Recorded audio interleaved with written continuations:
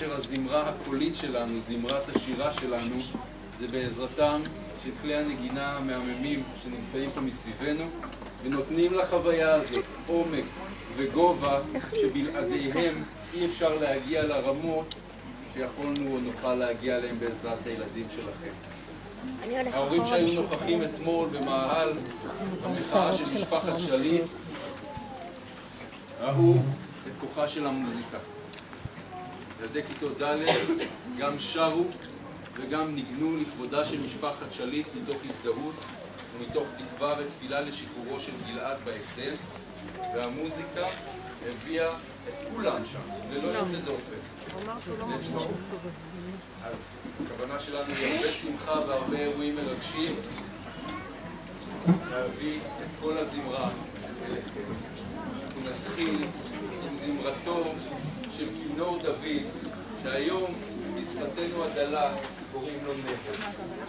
אז הילה תתחיל. זמרו לאדוני בכינור. בבקשה.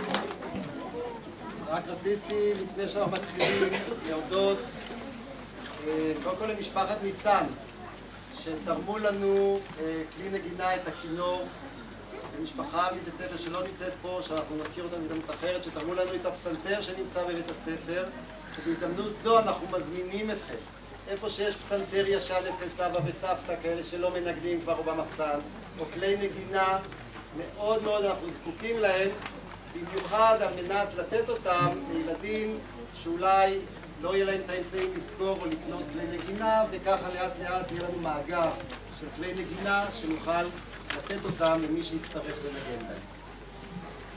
ערב טוב לכולם.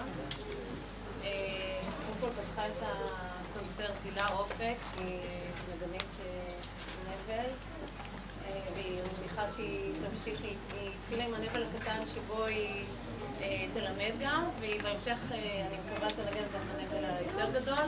אנחנו נפתח את הקונצרט דווקא באיתי שהוא חצוצרן, פשוט צריך ללכת לקונצרט, אז הוא יפתח ויציג את הקטע שעומד לנגן. כמה מילים אולי על הקטע? כן. זוהי חצוצרה, כלי נשיפה...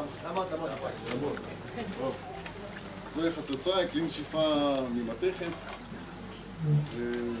מאוד עתיקה במקורה, מוזכרת כמובן בתנ"ך. זוהי חצוצרה מודרנית, שבמקום רק צינור, הוסיפו לה את השסתומים האלה שבעצם מאפשרים לנגן הרבה יותר צלילים ממה שהיה אפשר בזמנים עתיקים.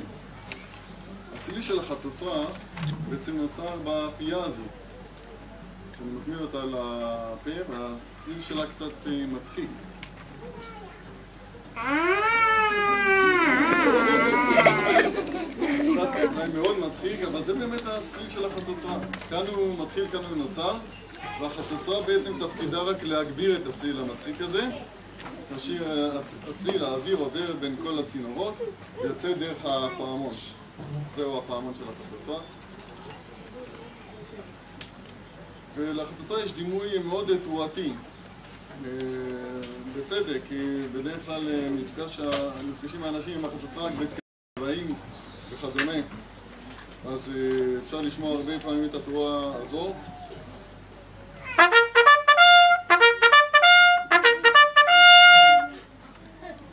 והחצוצה היא בעצם גם כלי מאוד שירתי. אפשר לנגן את הצלילים מאוד עדינים ורקים. משתמשים הרבה בסגנון הג'אז בכלי הזה. אפשר לנגן מאוד מאוד בעדינות.